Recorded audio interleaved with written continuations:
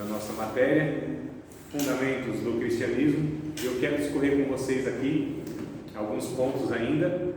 Infelizmente não vai dar para a gente abordar todos os pontos do conteúdo, né? Mas vocês recebendo o livro aí, vocês mesmo a matéria tendo encerrado aqui, vocês possam continuar lendo aí, né? Todo o conteúdo que é muito bom. Bom, vamos lá, deixa eu fazer uma leitura aqui e a partir dessa leitura a gente vai dando umas pausas e discorrendo e vocês vão perguntando aí, interrompendo, tá bom? Qualquer lado que vocês quiserem. Então vamos lá. Deus existe.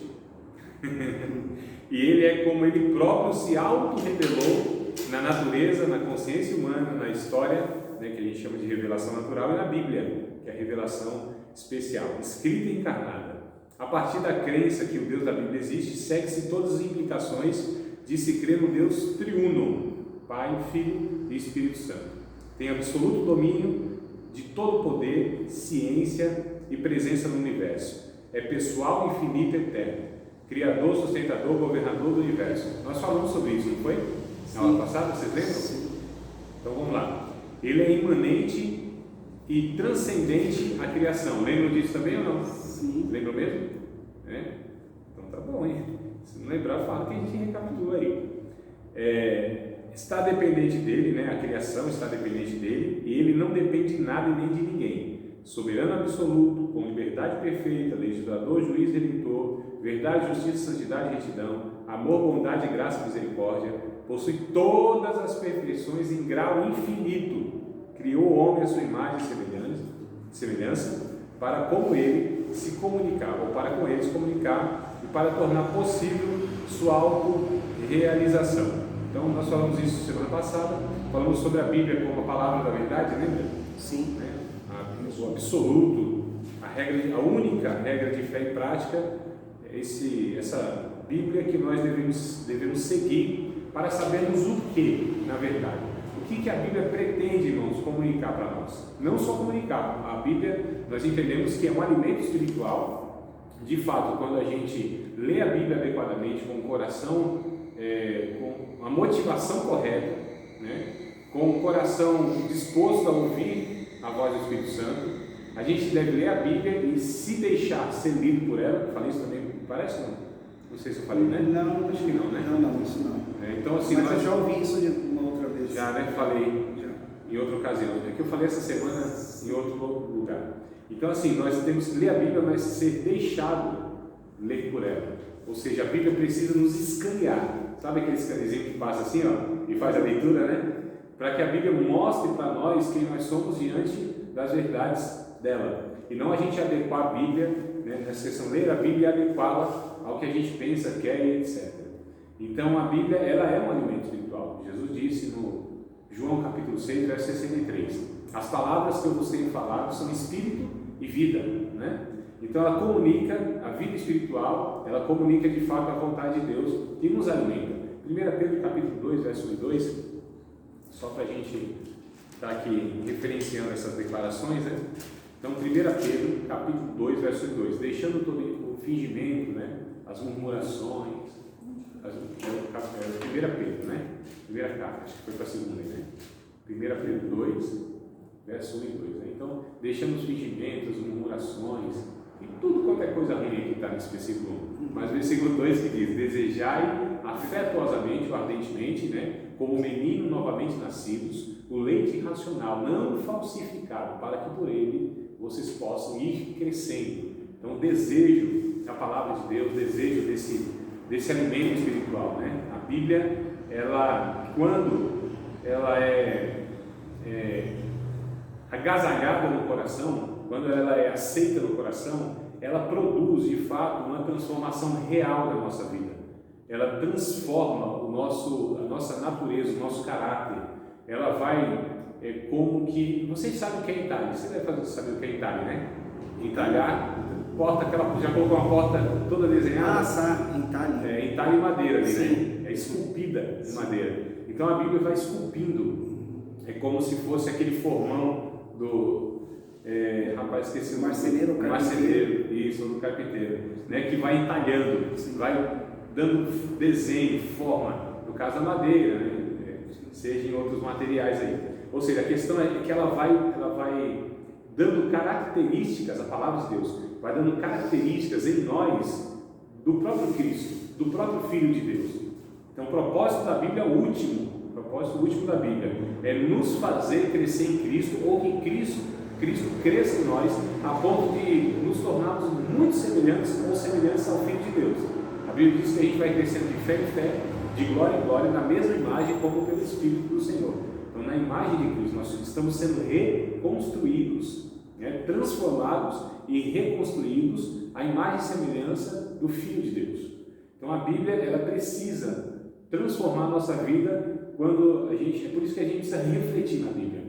A gente precisa ler a Bíblia com todas as forças, com todo o entendimento, com toda a alma, com todo o coração aplicado, procurando de fato entender o que ela quer dizer ao meu respeito, o que Deus quer de mim. Isso está expresso na Bíblia.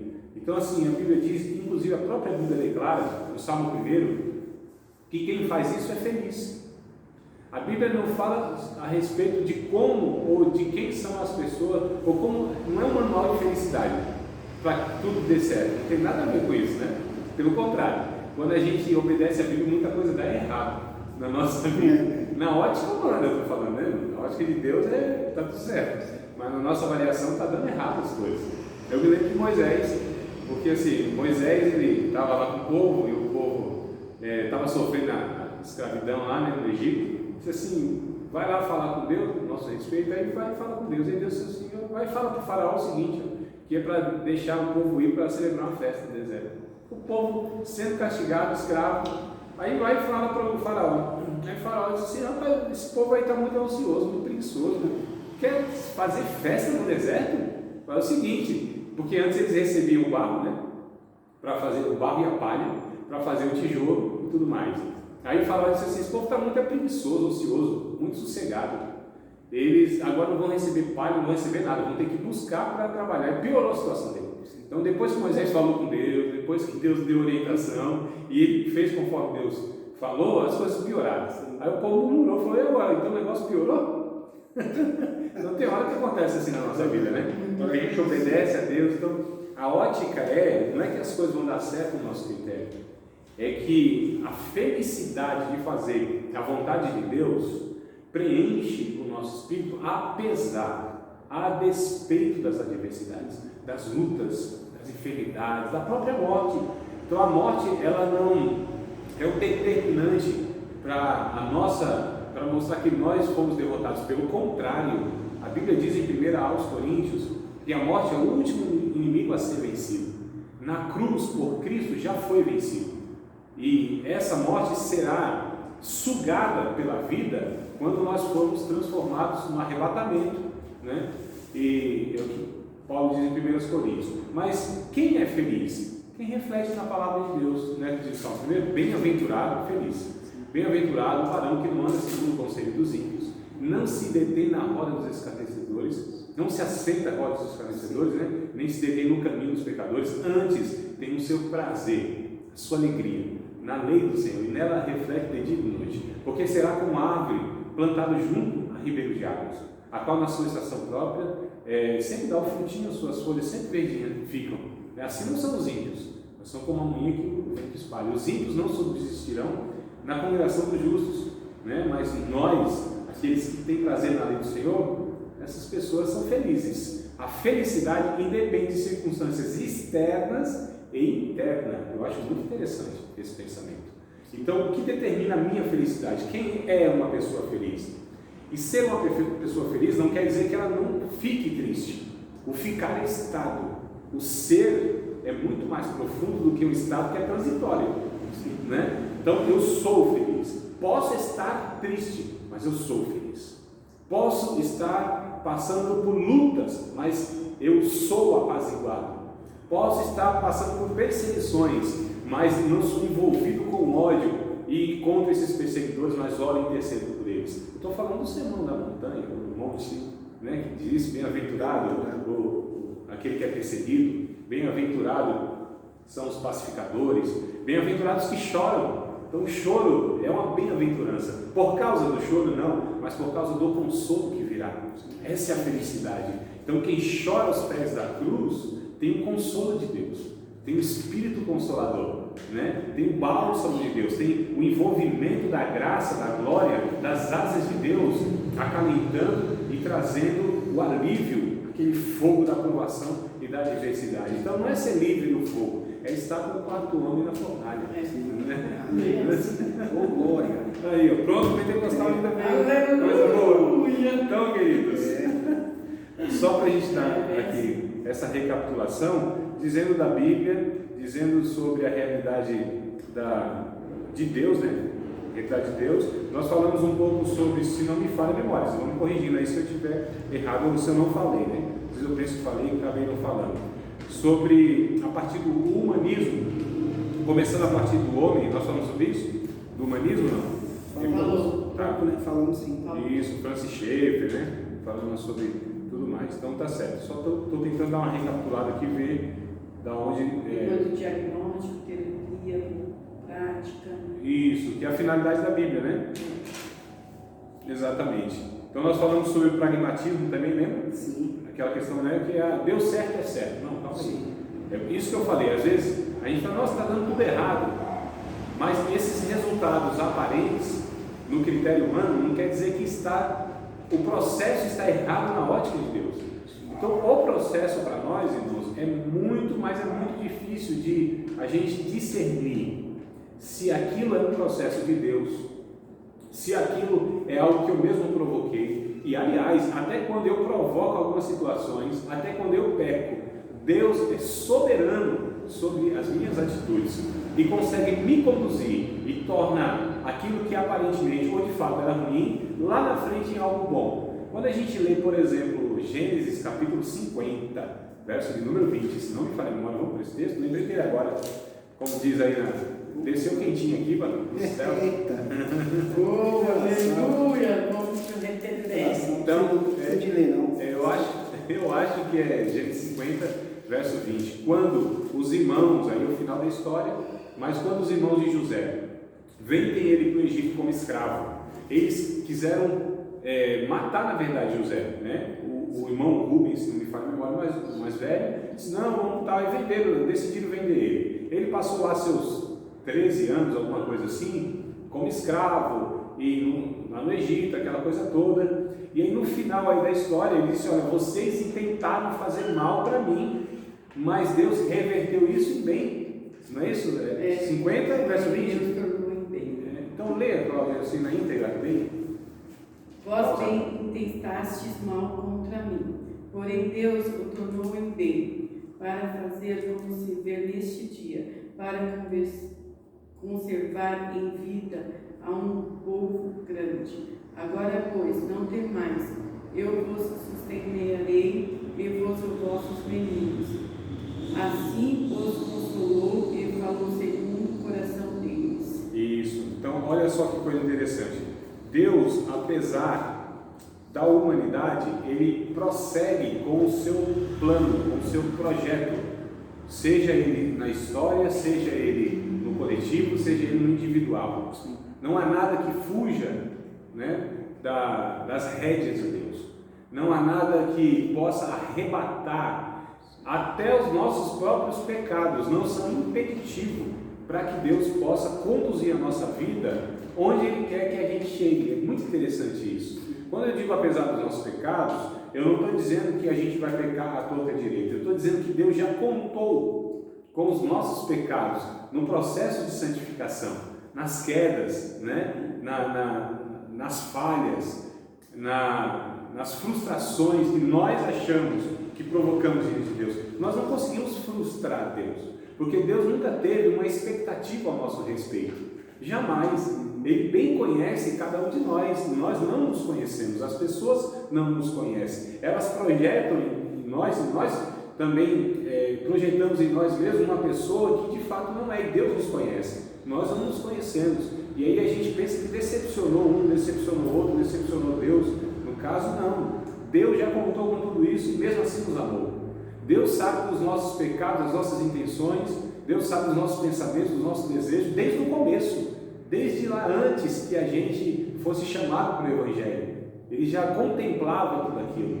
ele já vê tudo isso lá no final da história. E mesmo assim ele nos amou, ele nos ama, ele nos conduzirá para aquilo que ele nos chamou. A Bíblia diz que ele é o autor e o consumador da nossa fé. É ele que origina a nossa fé. E ele que levará a cabo a nossa fé. Então, autor e consumador. Ele é aquele que opera tudo em todos, tanto querer como efetuar. Ele é aquele que chama as coisas que não são como se já fossem. Então, na ótica dele, ele vê da eternidade as coisas. Ele vê o final desde o princípio de Isaías, né? É um negócio assim fantástico. Deus, ele é totalmente outro, não tem nada a ver com a gente. Deus não tem nada a ver com o ser humano, ainda mais com esse ser humano caído, né? Se o Adão lá no começo era uma imagem e semelhança de Deus mais aproximada, mas não era a expressão exata do seu ser, era a imagem, segundo a nossa imagem, conforme a nossa semelhança. É o que Deus criou o homem. Agora, a expressão exata, aí o texto de Hebreus capítulo 1 vai dizer quem é. Bora lá. Hebreus capítulo de número. Tempo antigamente falava. Isso. Não é nem um, é o 2, mas esse 1 aí eu gosto também, galera. É o 3, viu? É o 3.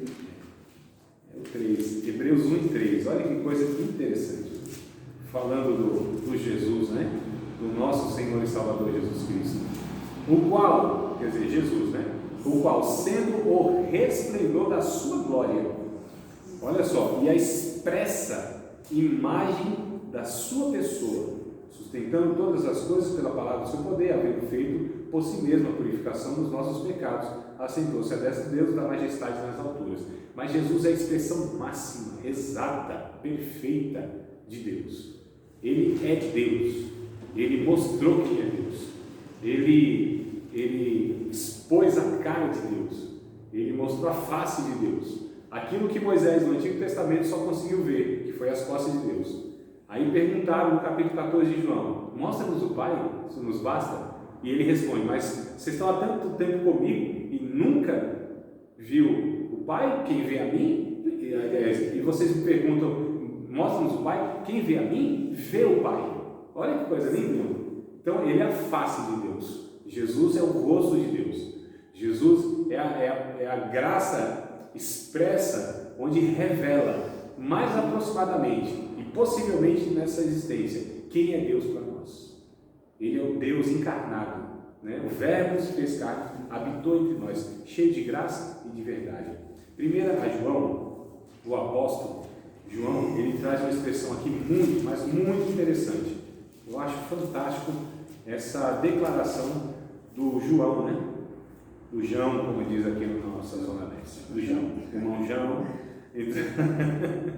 Primeira a João, capítulo de número 1, versículo de número 1, e 2 e 3 também, que é para a gente se alegrar, para arrematar o 4, inclusive, então do 1 ao 4. O que era desde o princípio, o que vimos com os nossos olhos, o que temos contemplado, e as nossas mãos tocaram da palavra da vida. Olha, de onde se origina inclusive o nome do seminário, Palavra da Vida. Aleluia! Vocês não sabiam disso, né? Mas está aqui, ó. É, meu irmão, aqui, ó, Palavra da Vida. Porque não é a palavra da vida, é o próprio Cristo aqui. O seminário quer expressar o próprio Cristo. Ele é a palavra da vida. Então daqui, ó, 1 João 1:1. Verso 2: porque a vida foi manifestada e nós a vimos, olha, contemplou, viu, testificamos dela e vos anunciamos a vida eterna que estava com o Pai e nos foi manifestada, nos foi mostrada, né? O que vimos e ouvimos, isso vos anunciamos, para que também tenhais comunhão conosco, e a nossa comunhão é com o Pai e com o Filho e com seu Filho Jesus Cristo. Essas coisas vos escrevemos, para que o vosso gozo se cumpra. Olha que coisa interessante, alegria, né? Então, o que eu quero dizer é que os fundamentos do cristianismo, que a gente falou sobre bases, doutrinas, verdades, né? Realidades, tudo isso tem uma finalidade, para que a gente desfrute esse conhecimento, essas seguranças que nós temos que ter. Porque assim, existe algo que a humanidade está perdendo, que é algo chamado esperança, né? Esperança, sofrimento, a injustiça, a realidade das guerras, a ganância do homem, a maldade humana, toda essa realidade que a gente se depara, destruição da humanidade e da criação. Tudo isso, né? É destruição em várias facetas, são várias faces. Seja a destruição da natureza, a destruição da dignidade humana, a destruição do ser humano, propriamente falando. Então, assim, a gente olha tudo isso e parece que a falta de esperança, a desesperança, vai se instalando no coração daqueles que vão sofrendo e vendo tudo isso. Não dos alienados. Os alienados está tudo certo, né? Eu fico impressionado com a alienação de muitos crentes. Quando perguntam para mim, eu sei que talvez é um hábito, é algo que aprendeu e repete, mas se a pessoa parasse para pensar, ela nunca falaria isso, ou nunca me abordaria dessa forma. Nem eu, nem ninguém. E aí, meu irmão, só bênção, só vitória? Aí eu olho assim, como é? Só vitória, só bênção? Meu irmão, mas se melhorar, vira festa, né, André? Vira festa para quem, meu irmão? Você já viu como que está o Haiti, a África, o Nordeste do nosso país? Eu ia falar, o Nordeste ontem me deu... Você já viu como que está as igrejas que deveriam pregar e viver o Evangelho? Você já viu a destruição que estão fazendo nos nossos estados? Rio de Janeiro, né? Faliu o estado. Você já viu a condição dos morros que nós temos no Rio de Janeiro? Você já viu as crianças que estão sendo vendidas para que os seus órgãos sejam arrancados?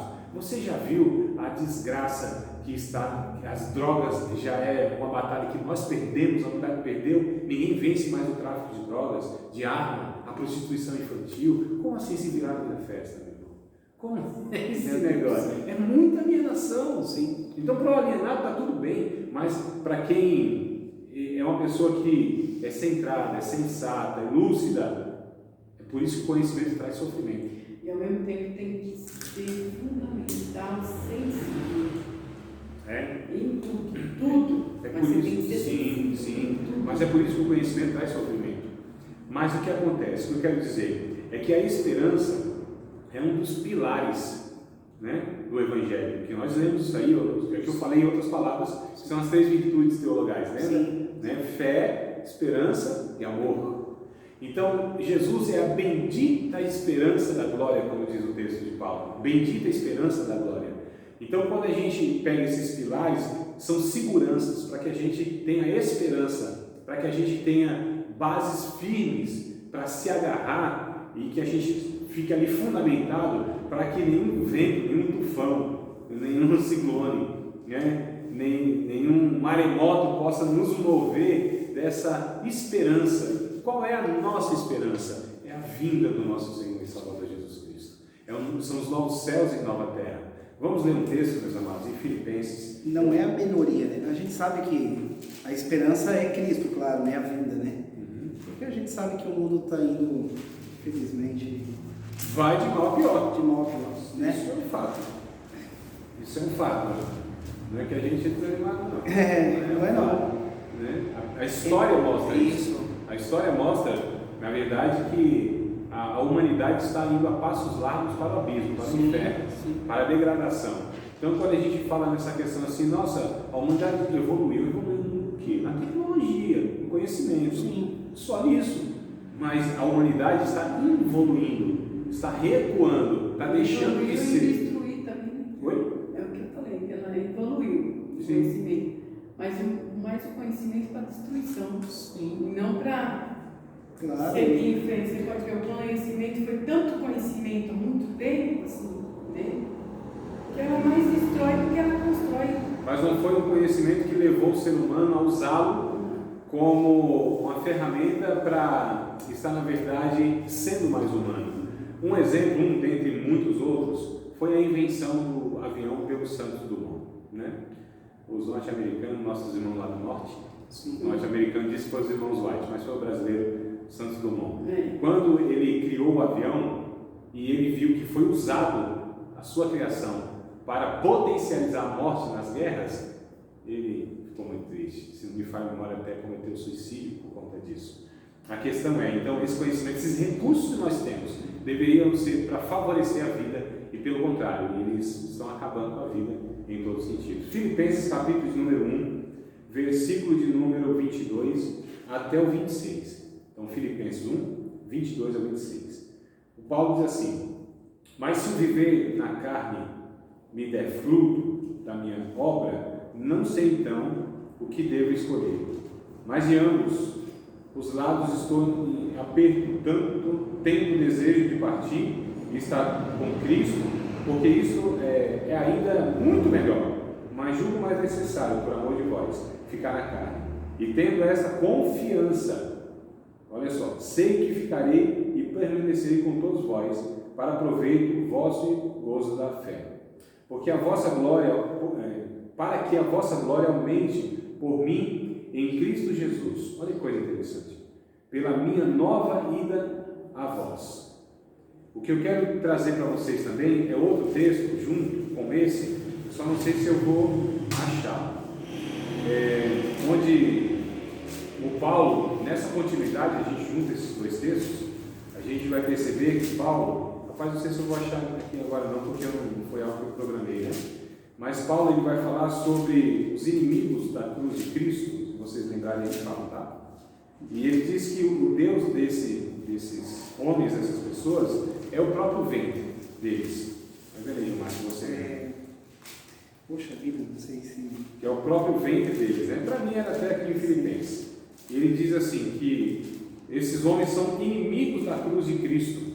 Né? E ele falava isso, inclusive chorando, lamentando, que esses homens, como inimigos da cruz de Cristo, eles, na verdade, tinham no seu próprio ventre o seu Deus. É o 3, é Filipenses também, capítulo 3.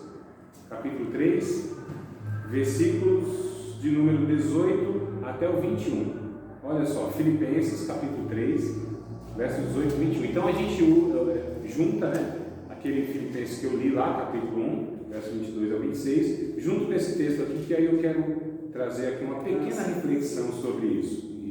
Filipenses capítulo 3, versos 18 ao 21, diz assim: porque muitos há, dos quais muitas vezes vos disse e agora também digo, chorando, que são inimigos da cruz de Cristo. O fim deles é a perdição, o Deus deles é o ventre, a glória deles é para a confusão deles mesmos, que só pensam nas coisas terrenas, mas a nossa cidade está nos céus, donde também esperamos o Salvador, o Senhor Jesus Cristo, que transformará o nosso corpo abatido para ser conforme o seu corpo glorioso, segundo o seu eficaz poder, de sujeitar também a si todas as coisas. Então, nós temos uma cidade, nós temos uma esperança, porque essas pessoas são inimigos da cruz de Cristo, eles só pensam nas coisas aqui, na terra, que é a questão do existencialismo, que eu falei na aula passada, senão me falha a memória. Essa teologia existencialista, resume-se tudo aos resultados daqui, e tudo se resume aqui nessa existência. Não, amados, o Evangelho vai trazer uma realidade que é supra-existencial, que está para além daquilo que a gente pode ver, perceber. Não é neste mundo. De fato, o projeto de Deus, a verdade revelada das Escrituras nos mostra que nós temos, na verdade, uma vida eterna com Deus, que deve começar aqui, deve já ter o seu prato de entrada. Pratinho de entrada, né? O pratinho de entrada, ainda for uma saladinha bem temperada, mas aquele só é o começo do negócio. É só para estimular o que virá. Não é? A gente se alegra. Então, a gente precisa entender que essas bases, elas vão nos dar firmeza e esperança. E a nossa esperança é aquilo que Cristo estabeleceu como verdade. E essa verdade não pode ser removida, irmão. É rocha. Não é algo que pode ser destronado. A verdade de Deus, ela é imbatível, ela é invencível, né? A verdade de Deus atravessa séculos, vence, melhor dizendo, os combates do humanismo, da filosofia, que tenta destruir a verdade de Deus, que é simples por um lado, e esses homens não entendem. Os intelectuais, muitas vezes, os eruditos, os sábios deste mundo não compreendem, porque para eles é loucura. Os místicos, os judeus, estavam pedindo um sinal. Os gregos, né, os intelectuais, estavam pedindo uma explicação. E aí Paulo disse: não, mas isso aqui é a pregação e é loucura para eles, porque não traz um sinal que eles querem, não traz uma explicação racional, humana que eles querem. É o poder de Deus. O que é o poder de Deus? Cristo, é a pregação do Evangelho, é a cruz. A verdade que sustentou a igreja e que vai sustentar a igreja, por mais tanto quanto séculos virá, e ninguém sabe mais, né? De repente pode durar mais 2000 anos de história, ninguém sabe. Mas o que sempre sustentou a igreja é a pregação do Evangelho, da crucificação. A verdade que Cristo é Deus, a verdade que Deus é triuno, a verdade que Ele virá. Tem aí uma denominação que ela traz, pelo menos na teoria, né, no seu layout, traz assim, Cristo reina, né? Cristo cura, Cristo batiza com o Espírito Santo e Cristo voltará. É a verdade quadrangular, Sim. né, do Evangelho. Só não vai falar o nome, né? Não, mas é a verdade quadrangular, né? É a teologia quadrangular. Então, Cristo é rei, Ele cura, Ele batiza com o Espírito Santo e Ele virá. É a mensagem do Evangelho. Jesus é Senhor, né? Ele levou sobre si as nossas enfermidades. Ele de fato é aquele que é doador do Espírito Santo. E Ele é aquele que virá buscar a sua igreja. Ele disse que viria. Então as bases não podem ser removidas. A doutrina da ressurreição é pouco pregada, falada e muito menos ensinada. Segunda aos Coríntios, irmãos, eu acho esse texto também bem relevante daquilo que a gente está falando agora sobre a esperança. Muito interessante. Capítulo número 4, de 2 aos Coríntios. Capítulo número 4, versículos 16 ao 18. Então, 2 aos Coríntios, 4, 16 e 18.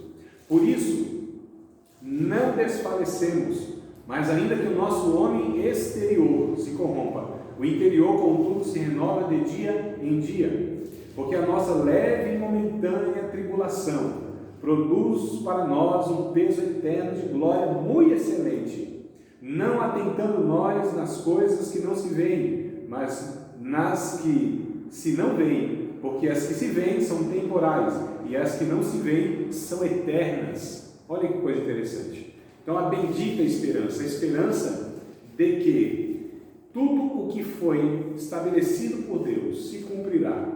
Todas as verdades que Ele estabeleceu nas Escrituras Sagradas, todas elas, todas sem exceção, são pilares que nos dão segurança, que nos dão esperança, que nos dão referência, que nos dão firmeza para que a gente viva por elas, para que a gente possa acreditar que a verdade de Deus é suficiente para nos sustentar nessa vida e nos projetar para a eternidade.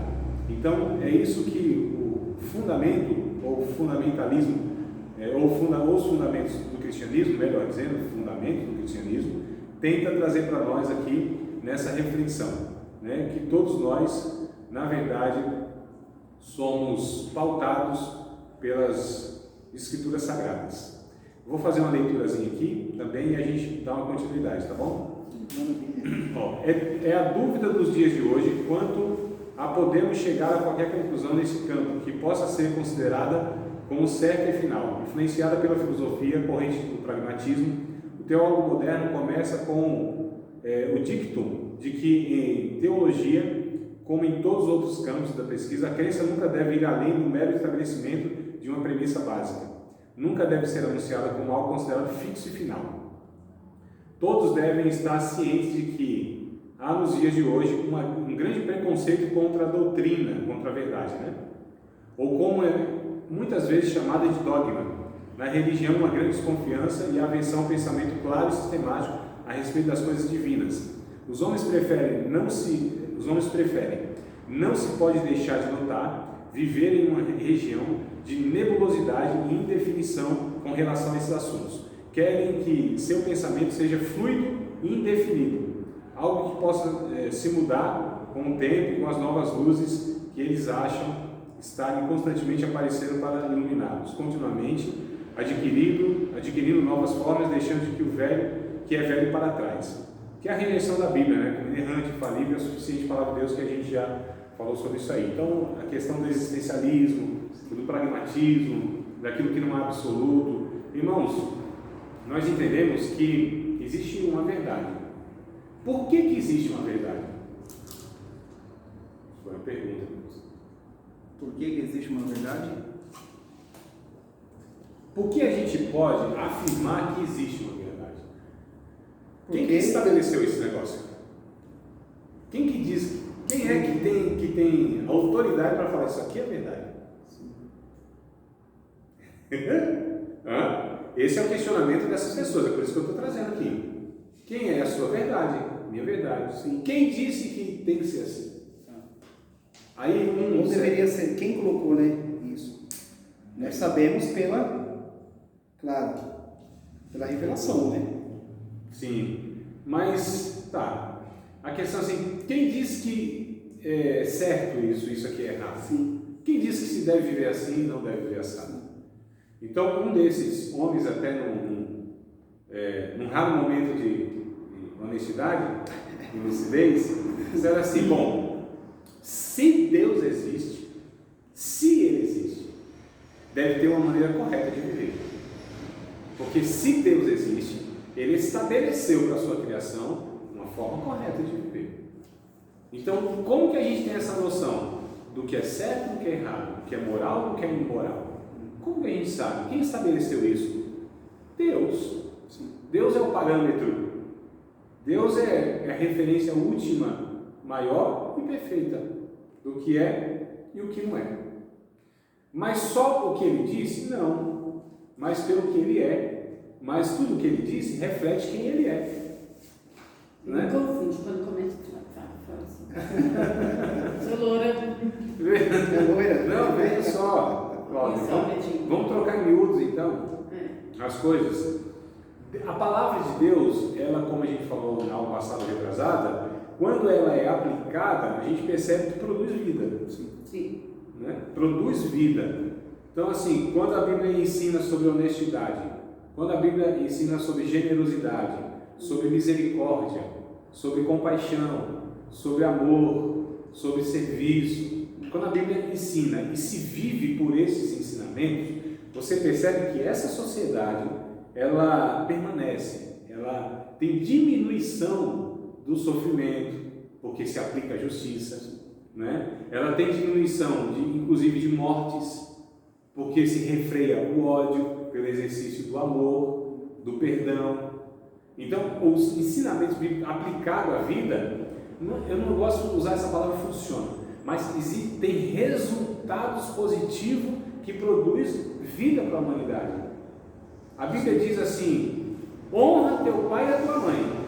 Esse é o primeiro mandamento com promessa, para que tenhas vida longa e vá bem, e viva bem. Não é só vida longa, mas viva bem nessa vida.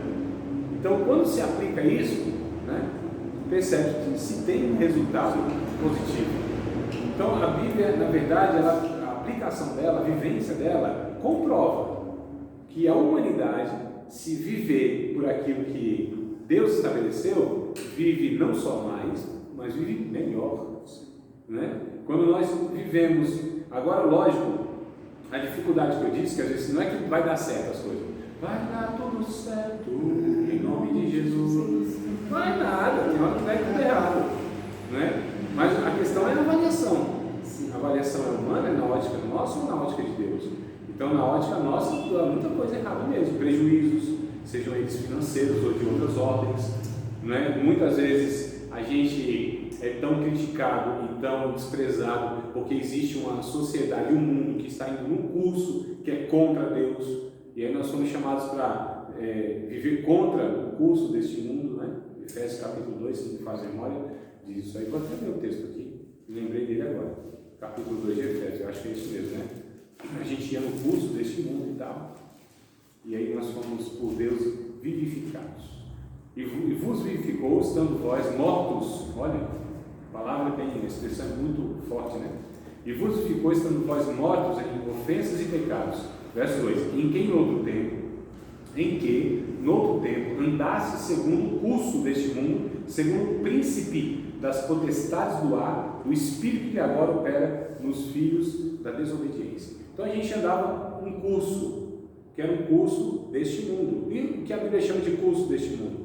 Aquele curso, aquela vida, aquela carreira, né? Aquela forma de viver que é anti-Deus, que é anti-Cristo, que é contra Deus.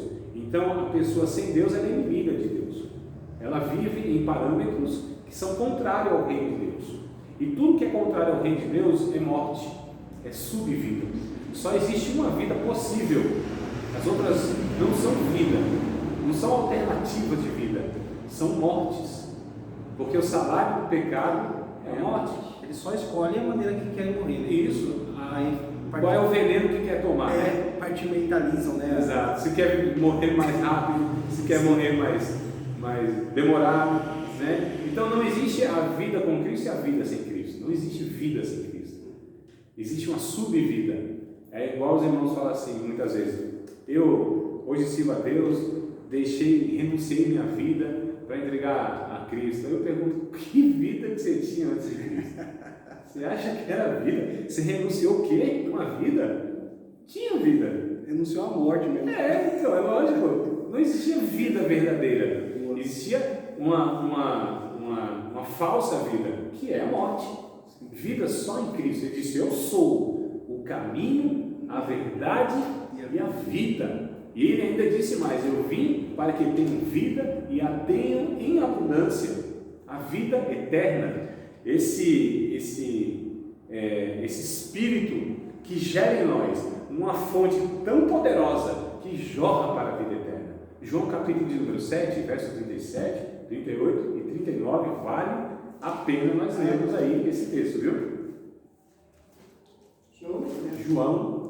João capítulo 7, verso 37, 38 e 39. Estando Jesus no último dia da festa, estava assim assentado. Jesus, no último dia da festa, estava assim assentado. Viu todo aquele ritual, toda aquela religião, toda aquela liturgia vazia, sem vida, parecia coisa de Deus. Seguia as regras estabelecidas na lei, mas não existia vida. E ele se pôs em pé e gritou bem alto: quem tem sede, venha a mim e beba, como diz as Escrituras. Quem crê em mim, jorrarão as fontes das águas para a vida eterna. E isso dizia ele a respeito do Espírito Santo que ainda não foi dado a essas pessoas. Então esse Espírito de vida que gera em nós, irmãos, olha que coisa linda, essa fonte que jorra para a vida eterna, ela jorra para cima, coisa linda, né? Então o Espírito Santo, ele gera aqui, e jorra para cima porque nos dá contato. O Salmo 91, né? 91, Jesus. O Salmo 46, é o 46, que diz que Deus é o nosso socorro bem presente na angústia, pelo que nós não temeremos, ainda que os montes se transportem para o meio dos mares, ainda que as águas rujam e se perturbem. Há um rio cujas correntes, olha que coisa interessante, alegram as cidades de Deus, ou a cidade de Deus, está dizendo, está no plural, os santuários do Altíssimo.